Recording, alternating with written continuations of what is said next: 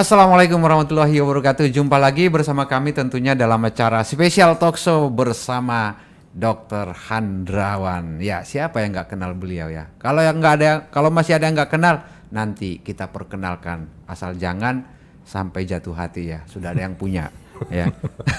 Jangan sampai jatuh hati karena beliau ini, kalau kata Bung Hasan, beliau ini adalah selain dokter juga pujangga, pujaan di masanya. Di masanya, Bu. Ya, Bapak Ibu, pada kesempatan kali ini topik kita terkait dengan calon pengantin baru. Ayo, mungkin anaknya ada yang mau nikah atau jangan-jangan pendengar kita ada yang mau nikah. Nih, jangan sampai ketinggalan ya. 10 hal penting calon pengantin baru perlu tahu. Wah, banyak juga ya 10. Saya tahunya cuma 1 tadinya, Bung. Biayanya berapa? Mas kawin, Bung. Iya, pokoknya biaya. Nah, tentu kita akan lebih banyak berbicara terkait dengan persiapan pranikah ya. Jadi kita sudah undang tamu spesial kita. Siapa beliau tadi? Dr. Handrawan Nadesul dan juga ada Bung Hasan. Apa kabarnya, Dok? Baik, sehat. Ya. Terima Bung Hasan kasih. gimana? Luar biasa dahsyat, Bung. Masih perlu buat Bung Hasan 10 ini, Bung. Buat bekal. Buat bekal ya. Pengetahuan. Oke, ya silakan Bung Hasan ya. Hari ini bahasannya mengenai 10 ini, Bung ya. 10 apa tadi, Bung? 10 hal penting calon ya? pengantin baru perlu tahu. Ini karena banyak, nah, Bung. ini kalau ya Bung Pande ya tentunya bukan calon pengantin perlu tahu. Pengantin dulu baru tahu belakangan. Nah, kalau ini sekarang kita adakan dialog ini supaya apa? Buat calon-calon pengantin ya, adik-adik remaja yang akan memasuki hidup baru ya, akan menjadi lebih paham nih mengenai hal penting ini, terutama dari sudut kesehatan ya. Ini penting, Bung. Ada banyak sekali ya yang harusnya kita tahu. Nah, kalau saya sama Bung Pande ya tadi. Cuma satu. Karena saat tadi. itu seperti itu gitu. Kita lebih fokus kepada ini gimana cara supaya ongkosnya bisa lewat nih. Nah, ini padahal masih banyak, Bu, yang lain yang kadang lupa bahkan tidak kepikiran. tidak terpikir sama sekali ya. Baik, ini Dokter Handrawan Nadesul, ini juga dokter juga banyak aktif ya di kegiatan-kegiatan konseling gitu ya. Untuk pernikahan ini, Dokter. Iya, kalau di Nasrani itu gereja itu mereka yang mau jadi pengantin itu diberikan pembekalan ya, pembekalan agama, pembekalan ekonomi, pembekalan hukum dan kesehatan. Nah, saya udah ya mungkin lebih 15 tahun lah keliling di banyak gereja, bukan satu gereja saja. Menyampaikan hal ini ya. Dan calon pengantin itu harus melewati pembekalan ini supaya bisa menikah di gereja itu. Jadi dia dapat sertifikat setelah selesai. Dan wajib mengikuti pelajaran ini ya. Wajib. Kalau enggak boleh nikah, Dok. Ya boleh menikah sih. Soalnya belum kelar kursusnya belum gitu, kelar. Dok. Takut kagok. Oke. 10 hal penting yang calon pengantin baru perlu tahu. Ya. Oke, langsung saja, Dok, kita beberkan ini. Apa 10 hal tadi, Dok? Iya, yang basic itu sebetulnya pemeriksaan laboratorium ya. Kalau di luar negeri, negara-negara maju itu wajib ya, terutama pemeriksaan darah untuk TORS ya. TORS itu toksoplasma, sitomegalo, rubella, campak Jerman dan herpes. Karena dari 4 penyakit ini kalau ibu hamil muda positif itu anaknya cacat. Jadi kecacatan yang sebetulnya tidak bisa dipulihkan dan ini menjadi beban. Misalnya anak kepala besar itu hidrosefalus itu kan susah. Operasi juga mahal. Atau matanya cacat sampai tua tuh, artinya retinanya terganggu, penglihatannya terganggu, atau jantungnya, katup jantungnya terganggu. Nah, maka itu dengan pemeriksaan TORS, TORCH, T-nya O-nya toksoplasma, R-nya tuh rubella, campak Jerman, C-nya tuh sitomegalovirus dan yang terakhir herpes. Nah, ini diperiksa di lab. Begitu sebelum menikah diperiksa ada yang positif dari 4 itu diobatin dulu. Ini untuk pengantin wanita, Dok? Wanita. Bukan yang laki-laki wanita, tidak perlu ya? Karena kalau lakinya hamil ya periksa juga. Sekarang ada Bu, laki-laki hamil. Ada ya. Isinya batang kuling. Soalnya ini nanti dua-duanya ya. Jadi untuk untuk Mungkin untuk pemeriksaan tertentu hanya perempuannya. Jadi TORS ini Iya. sebaiknya dilakukan nih, Bung. Betul. Calon pengantin. Jadi ini dilakukan sebelum menikah nih, Dok ya. Saya kira semakin lama Semakin jauh mundur lebih bagus. karena ada kesempatan untuk berobat sampai 1-2 bulan ya. Oh, ini Nah, sering yang obatin. sudah terlambat, sudah hamil baru diperiksa terlambat. Ya, jadi sebaiknya sebelum hamil, maka itu pembekalan sebelum menikah tuh ini. Baik, ya, periksa Tapi TORS di sini namanya kan ya. tidak rutin ya. Kalau di luar negeri itu rutin pemerintah memberikan pelayanan itu. Di sini kan harus bayar sendiri dan ini mahal. Mahal, Dok ya. Di atas 1 juta ya untuk periksa itu. Tapi yang pasti kalau dia memelihara kucing, toksoplasma kemungkinan besar. Waktu kecil sampai sekarang pelihara kucing atau herpes. Kita tahu kan herpes pernah ada riwayat sakit cacar di kemaluan, entah itu laki atau perempuan, itu harus diperiksa. Nah, dalam hal herpes ini, kalau lelakinya benar pernah positif, dia juga harus diperiksa. Yang tahu bahwa dia pernah herpes, dia sendiri kan. Nggak bisa pihak lain atau pacarnya bilang, dan dia tidak akan bilang, dan ini bahaya. Jadi kalau memang mengalami ini, dia harus jujur mengatakan, saya pernah herpes, saya mau periksa sekarang. Baik. Atau diam-diam dia periksa, kalau positif dia baru sampaikan, saya positif. Harus diobati dulu. Kalau tidak nanti menularkan, ketika malam pengantin herpes dia menularkan istrinya hamil, anaknya kena. Ya, jadi lab itu yang basic itu dan pemeriksaan rutin yang lain dah. Golongan darahnya apa, HB-nya seperti apa, ada kelainan darah atau tidak, gula ada tidak, penyakit gula. Ya, itu rutin diperiksa. Nah, dalam hal ini kalau sama-sama dua-duanya punya potensi penyakit gula, itu anaknya semuanya gula positif. Oh, itu udah Iya, kalau dua-duanya hampir semua. Kalau salah satu aja mungkin 30% anaknya. Jadi kalau anak 3, 1 ada yang positif. Nah, artinya kalau memang mau terima tanggung anak saya nggak apa-apa karena cinta sudah berkembang, gula Jawa rasanya coklat. Gitu. Ya itu, iya, itu kan susah. Bukan kembang lagi, Bung, udah coklat, Bung, mahalan dikit. Iya. Nah, ini tadi ada ini soal diabetes. Jadi yang pasangan laki-laki diabetes, yang perempuan juga Dua-duanya diabetes. sama. Kalau diabetes maka kemungkinan besar anaknya akan Bukan kemungkinan besar, sudah pasti anaknya pasti. semua. Wah, luar Karena biasa dua-dua. Termasuk juga talasemia. Tahu ya penyakit darah talasemia. Jadi hanya kita tahu bahwa si calon suami, calon istri itu talasemia kalau diperiksa darah. Dia talasemia minor, orangnya tidak merasa ada keluhan apa-apa kecuali diperiksa darah. Nah, talasemia itu apa? Orangnya kekurangan darah terus sepanjang hidupnya. Karena sel darah merahnya abnormal. Nah, kalau dia lahir anak talasemia, umurnya sampai belasan tahun meninggal biasanya. Dan kalaupun hidup harus ditransfusi sepanjang hayat. dan ini semuanya ketahuan dengan Pemeriksaan darah. Kalau ada salah satu talasemia atau dua-duanya talasemia, anaknya pasti positif. Gimana Bung Pandey? Kayaknya batal kawin ini Bang. Ternyata hasilnya ini ternyata kan ini mundur semua ini. Makin ngeri juga ternyata ya. Mau Iya, merit iya. juga Screeningnya mikir ulang. makin banyak. Bu. Iya. Begitu ketahuan Kayaknya ini mending ada- kita zaman dulu ya. Iya. Biayanya Kawin. berapa udah selesai gitu. begitu ketahuan semua. Tapi memang resiko-resiko penyakit itu semakin ke belakang ini semakin besar, Bung. Ya. Mungkin kalau zaman dulu tidak separah ataupun variasi sekarang saya nggak tahu juga gitu ya. Karena kita dulu aman-aman aja gitu ya, nggak. Tapi atau mungkin tidak diketahui sama sekali. Ya, antara dua itu kan ya. ya tapi memang di sini mungkin yang paling berat kalau menurut saya adalah bagaimana kejujuran dari dua pihak tadi ya. Bagaimana si calon pengantin itu laki ataupun perempuan itu benar-benar jujur dan siap gitu ya menerima apapun yang terjadi. Komitmennya harus kuat. Gitu ya. Itu sebelum pemeriksaan lab Bung ya. Iya. Setelah pemeriksaan lab ini Berubah.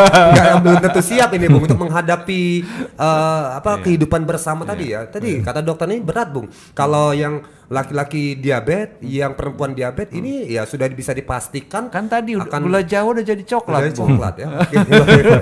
Oke, nah ini tadi ini penting ya. Jadi ini pemeriksaan lab perlu masyarakat lebih galakan lagi ya.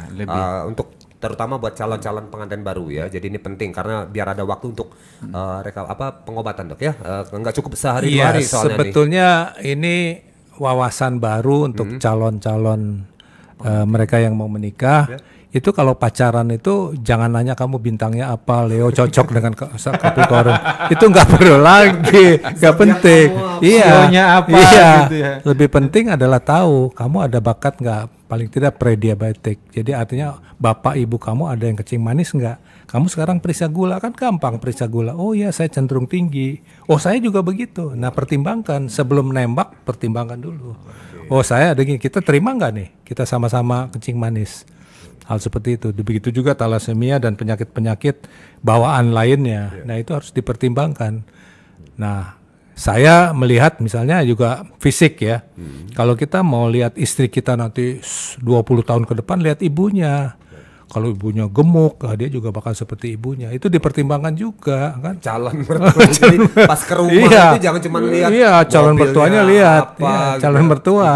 Ibunya. Dia ada varises ya, anaknya kira-kira juga bakal varises.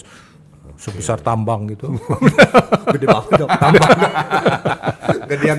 Gedean padiasa sih daripada kakinya jadi betis ya. Tapi ini luput ya. Ini rasanya luput dari karena kita memang mungkin satu sisi edukasi ini belum nyampe dulu gitu ya. Terkait dengan bagaimana faktor-faktor keturunan itu bisa muncul atau tidak gitu. Ini rasanya memang menjadi satu hal yang harus diedukasi terus-menerus ya. Dan ini mengurangi resiko sebenarnya, mengurangi resiko kepatalan ketika misalnya mereka harus menikah, atau paling tidak ini jadi warning, Bung. Ya kalau kita ada potensi nih, salah satu di antara kita diabetes, wah ini berarti anak-anak harus dijaga dengan ketat ini, gitu. Ini kan menjadi warning juga sebenarnya. Betul. Jadi nasib umur dan kesehatan kita ditentukan oleh itu. Jadi kalau memang dari awal kita sudah menurunkan penyakit keturunan, modal sehat kita tidak 100% utuh. Kita sudah membawa kencing manis, modal kita cuma tinggal 90% untuk hidup sehat. Karena sudah ada kelemahan kencing manis. Orang yang tidak ada kencing manis, yang bebas dari penyakit keturunan, punya harapan yang lebih baik. Kalau dia sudah ada 1-2 penyakit keturunan, berarti modal sehat dia untuk tetap sehat itu sudah tidak 100%. Dia sudah berkurang modalnya. Ini yang mesti dipertimbangkan. Jadi kalau modalnya kurang berarti berat perjuangannya untuk tetap sehat. Karena semakin tua, semakin tua kan berkurang itu modalnya, susut oleh penyakit, oleh macam-macam gangguan. Janji sehidup semati itu makin berat ini dok ya? Makin berat kalau juga perkawinan beda umur antara suami dan istri 5 tahun. Biasanya kan secara kultur dan agama suami 5 tahun lebih tua dari istri. Kalau mau sehidup semati, istri 5 tahun lebih tua dari suami. Betul. Kenapa dong? Bukan, karena memang umur rata-rata wanita di dunia itu 5 tahun lebih panjang dari laki. Jadi bareng matinya. Nggak ada yang dulu-duluan. Nggak ada yang dulu-duluan. Sehidup semati ya. Ini penting, ini ya jarang terungkap ini Bu. Dan ini yang di masyarakat kita memang selalu begitu, Bu. Yang laki biasanya lebih duluan meninggal. Iya, rata-rata loh ya. Jandanya kelamaan. Oke ya.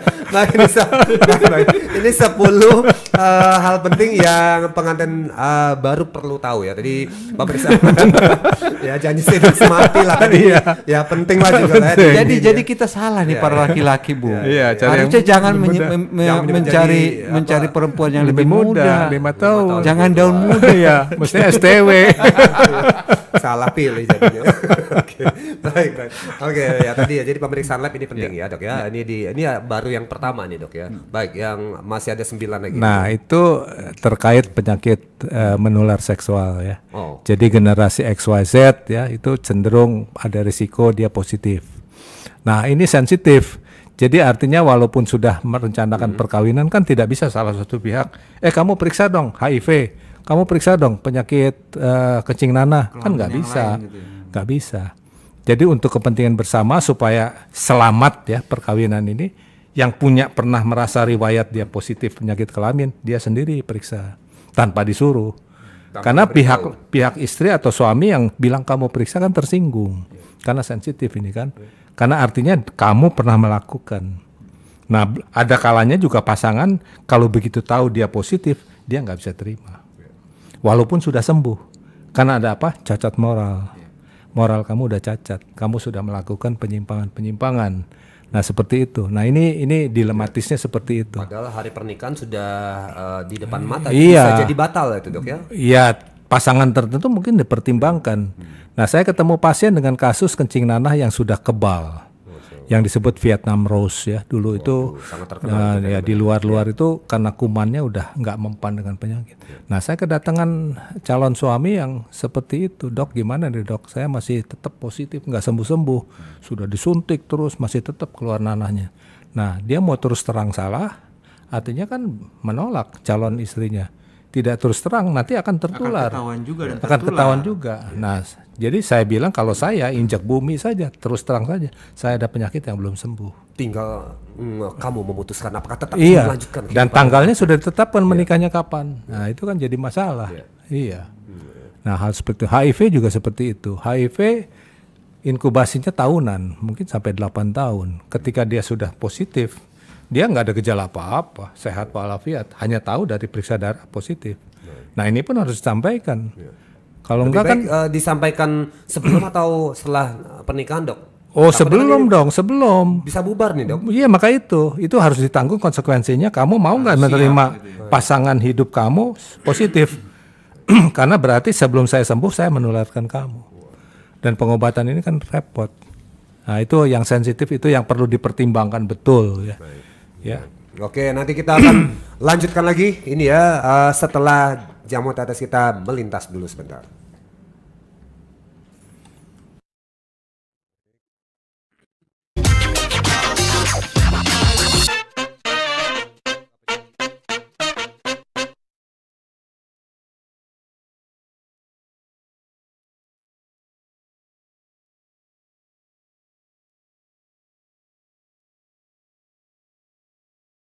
Peliharalah kesehatan tubuh Anda dengan M-King. M-King adalah ramuan herbal ekstrak yang setiap tetesnya mengandung campuran herbal dan bermanfaat untuk membantu memelihara kesehatan tubuh. M-King terbuat dari bahan herbal berkualitas, daun kelor, rimpang temulawak, bunga rosella, dan buah mengkudu. Minum M-King 3 kali sehari 15 tetes. Dikonsumsi dengan mencampur 200 ml air putih. M-King, rajanya jamu tetes Indonesia.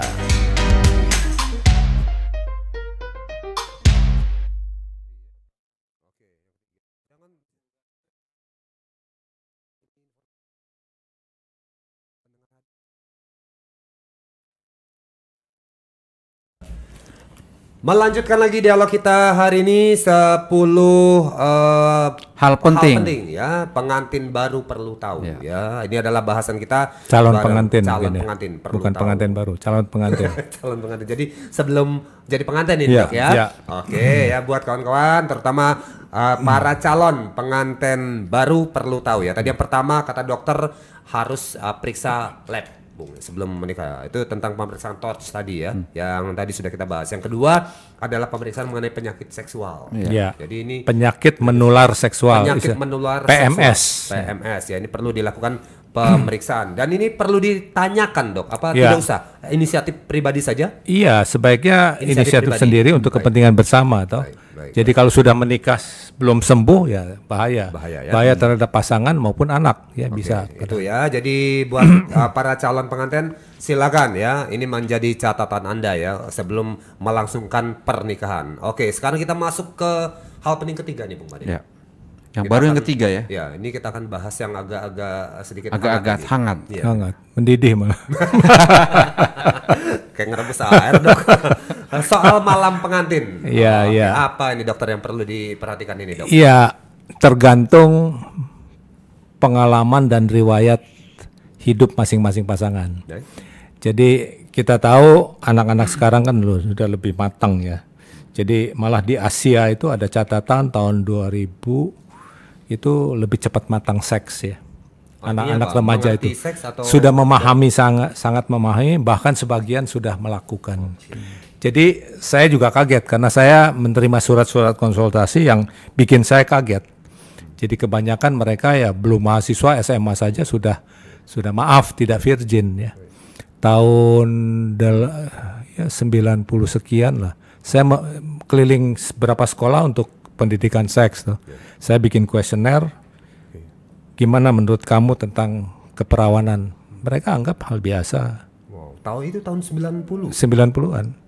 Dan saya ikut kongres seksologi di Bali tahun 80 sekian lah. Ada masih Prof Sarlito segala macam. Sarlito Wirawan. Nah, itu di Bali tahun itu 80-an itu masih dianggap keperawanan sudah tidak masalah. Anak sekolah SMA di Bali yang dilakukan studi oleh salah satu profesor di Bali, hasilnya begitu. Keperawanan bukan masalah. Jadi itu makanya mungkin sejak tahun itu pun mereka sudah melakukan.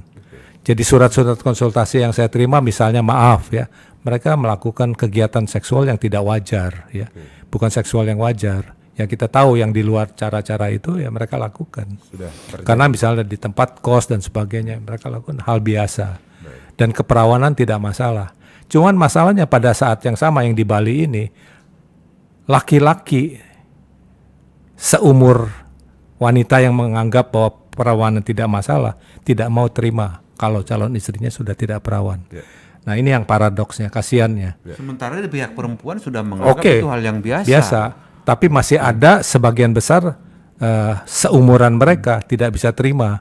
Nah ini yang sebetulnya tidak fair ya. Mereka bisa memerawani temannya, tapi ketika tidak mau terima. Itu yang terjadi pada waktu itu. Dan ini akan terungkap ketika pasangan calon pengantin tadi di malam pengantin. Nah, ya seperti itu. Jadi saya tidak tahu ya apakah generasi sekarang itu bisa terima. Jadi kalau sudah bisa terima ketika pacaran kan mereka sudah lakukan itu biasanya. Hampir sebagian besar yang saya dengar dan saya perhatikan anak-anak generasi sekarang sudah melakukan itu. Jadi tidak kaget lagi. Tapi untuk sebagian besar di daerah mungkin yang agamanya kuat ya, yang mentabukan hal begini, kulturnya ya terjaga gitu ya. lokal itu mungkin masih kaget ya untuk hal-hal seperti ini, sehingga satu hal yang banyak terjadi di masyarakat dianggap kalau tidak berdarah itu sudah tidak perawan. Ini harus diluruskan karena tidak berdarah belum tentu pasti tidak perawan ya. Jadi itu makanya mereka wanita yang pernah ada riwayat keluar darah ketika melakukan aktivitas apapun, terutama olahraga, lompat tinggi, ya, menunggang kuda, ya, itu kalau terjadi peristiwa keluar darah dari kemaluan itu harus dilakukan visum, minta visum. Itu untuk bukti bahwa dia tidak perawannya itu bukan oleh kegiatan seksual, tapi oleh karena accident, kecelakaan. Nah, dokter kandungan bisa berikan itu bukti. Andai kata nanti sudah menikah tidak berdarah, ini buktinya. Jadi dokter yang menyaksikan, bukan karena hubungan seksual. Karena beda, robekan pada pada selaput darah itu hubungan seks dengan bukan hubungan seks, letaknya berbeda. Tapi kan dokter yang tahu. Kalau bukan dokter kan tidak tahu. Masa bukan dokter dia teropong-teropong begini kan nggak ngerti. Dan ini biasanya akan menjadi polemik ketika malam pengantin berlalu ya. Ya, suku-suku tertentu di Indonesia itu memperhatikan sekali, terutama di Sumatera Barat itu bahkan pakai kain putih ya, supaya mereka buktikan ada darah dan sebagainya. Tapi harus diluruskan bahwa kalau tidak berdarah tidak pasti sudah tidak perawan. Ya. Ini soal penting lagi ya untuk perlu diketahui untuk malam pengantin. Soalnya kejadiannya malam-malam ini, Dok. Jam berapa mau? Bukannya malam-malam pengantin malah ribut, berantem. Apa yang terjadi kamu ini? Nah, jadi ribut. Curiga. Ya. Gitu. Jadi saking hampir kebanyakan calon suami itu mendambakan atau memperhatikan fokus berdarah tidaknya, pihak wanita bisa mensiasati. Dia pakai darah ayam dioles-oles. Niat banget gitu ya. Kan tujuannya berdarah. Iya, betul. Bisa. Iya. Bisa ya. Jadi sebelum pengantin curiga, Bung, kalau ada pasangan di rumahnya ada piara ayam di belakang, mesti kita cek ini, Bung. Ini kemarin ada 3, sekarang udah kurang belum gitu. Takutnya darah dipakai tadi kata dokter ya. Atau darah sendiri ambil gitu. Sakit. Oke ya, itu tadi mengenai malam pengantin. Dok, yang keempat ini catatannya soal kehamilan ini, dokter, yang juga diperhatikan ini, Dok. Iya, Jadi hamil. hamil biasanya pasangan generasi baru itu mempertimbangkan tidak hamil dulu. Yang sering terjadi bagaimana memakai cara-cara kontrasepsi yang sebetulnya aman. Yang salah itu jangan pakai yang ada hormon, suntikan, obat ataupun Implan. susuk, Ya, susuk. ya. Itu sebaiknya jangan. Kalau belum punya anak jangan. Jadi sebaiknya pakai kondom atau spiral. Karena kalau pakai hormon berarti nanti kacau. Ketika dia memutuskan untuk mulai punya anak itu kacau. Agak lambat untuk mulai itu.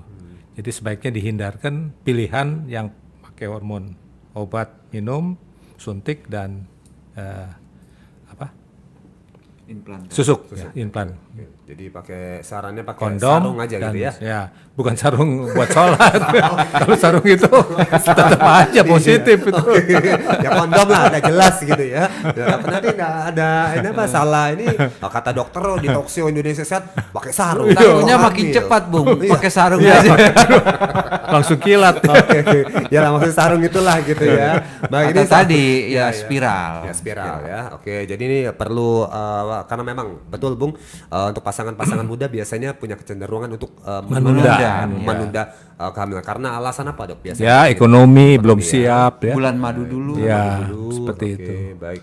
Tapi harus diingat bahwa kehamilan yang menyehatkan itu di bawah 35 tahun.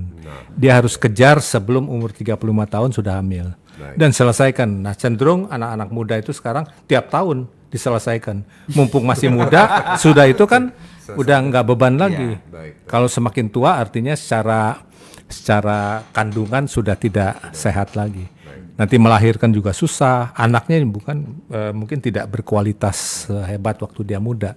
Karena pada usia tua telur itu semakin ada cacatnya lah gitu ya. Apalagi umur 40 tahun baru keluar telurnya, biasanya telurnya tidak terlalu seperti waktu masih muda. Oke. Jadi ini untuk kehamilan disarankan di Sebelum 35 tahun. Di atas 35 tahun kita sebut berisiko tinggi. Baik. Jadi kehamilan dengan risiko tinggi di atas 35 tahun. Ini gimana teman saya Bung Pande ini dok? Ini Ya, usia STW. sekarang pengen punya lagi. momongan lagi usia udah Ya, mau 50 ini. Ya cari Kan ganti. perempuannya yang muda. Yang muda.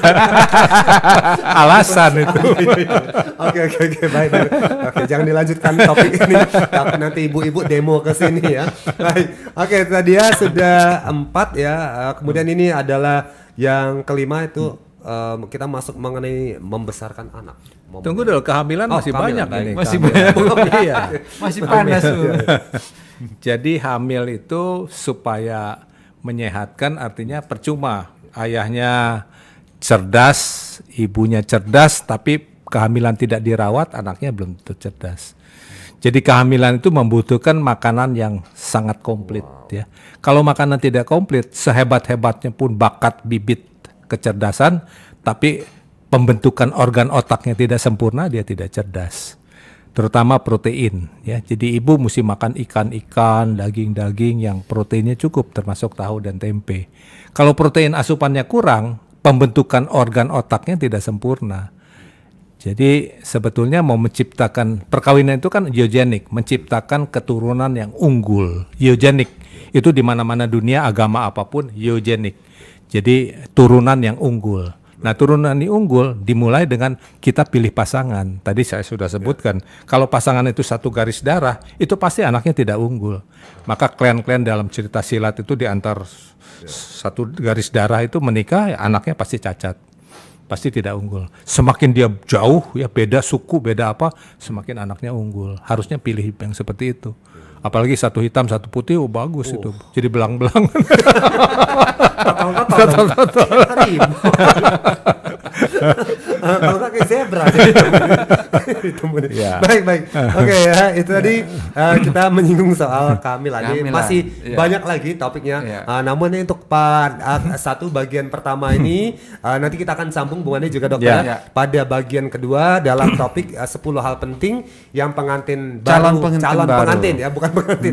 Calon pengantin baru perlu tahu ya. Ya. Jangan lewatkan bagian kedua nanti dalam topik yang sama, tentunya masih bersama Jamu Tetes kita dan juga bersama Dr. Handrawan Nadesul. Kita ketemu lagi di part yang keduanya.